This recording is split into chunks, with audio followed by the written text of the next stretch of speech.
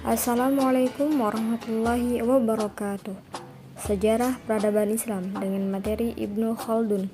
Dosen pengampu Ustadz Arif Fanani MPD. Saya Anida Hofiah dengan NIM 21220011.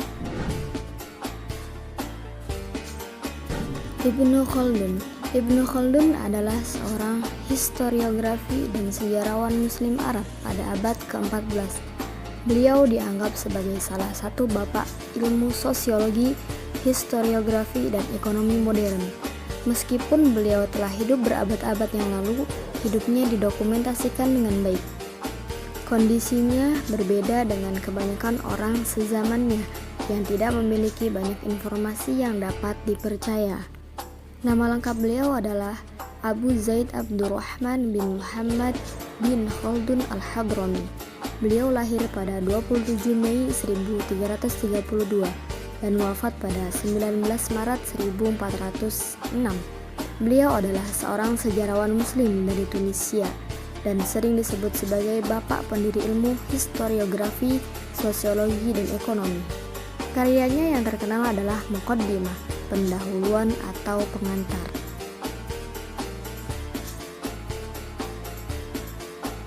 Lahir dari keluarga kelas atas Andalusia keturunan Arab, Ibnu Khaldun menerima pendidikan dari beberapa guru terbaik di kotanya.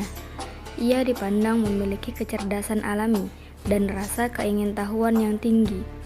Bekal pendidikan itu membentuknya menjadi seorang intelektual dengan minat mendalam dalam masalah politik dan sosial.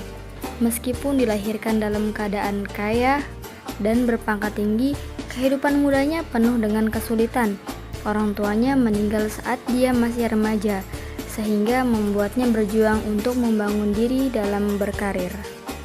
Berasal dari keluarga berpangkat tinggi, ia menerima pendidikan yang berkualitas. Beberapa guru terbaik di kota direkrut untuk mengajarinya, mulai soal tata bahasa, jurisprudensi, hadis, retorika, filologi, dan puisi. Pendidikan Islam klasiknya juga termasuk mempelajari Al-Quran yang mampu dihafalnya dengan baik dan menerima sertifikasi atau ijazah untuk semua mata pelajaran ini. Khusus pelajaran matematika dan filsafat, ia belajar langsung dari tokoh terkenal Al-Abili dari Telcem. Sang guru juga mengajarkan logika dan mengenalkannya pada karya-karya Averroes, Avicenna, Rozi, dan Tusi. Tragedi menimpa keluarga Ibnu Khaldun muda ketika kedua orang tuanya meninggal selama wabah antar benua yang melanda Tunis pada tahun 1348 sampai 1349. Ini membuatnya menjadi yatim piatu pada usia 17 tahun. Pada umur 20 tahun, Ibnu Khaldun mengenyam pendidikan yang fokus belajar tajwid, qiraah, dan menghafal Al-Quran. Ia mempelajari fikih madhab Maliki, hadis Rasul, dan puisi. Ia mempelajari hadis dari Abdullah Muhammad bin Jabir bin Sultan Al-Qaisi Al-Wadiyasi, seorang otoritas hadis terbesar dari Tunisia, yang kemudian menganugerahkan ijazah kepada Ibnu Khaldun untuk mengajar bahasa dan hukum.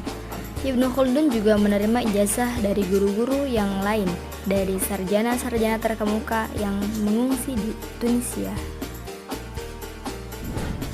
Ibnu Khaldun menikah di usia muda dan memiliki anak.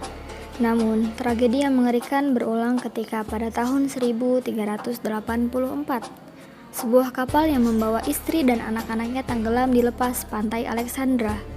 Selama tahun-tahun terakhirnya, dia lebih fokus pada menulis dan tidak banyak berpartisipasi dalam kegiatan politik.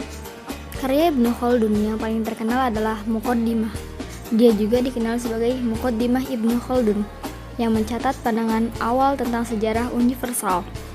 Beberapa pemikir modern menganggap karya tersebut sebagai karya pertama yang berhubungan dengan filsafat sejarah atau ilmu sosial sosiologi, demografi, historiografi, sejarah budaya, Darwinisme sosial, Marxisme, dan ekonomi.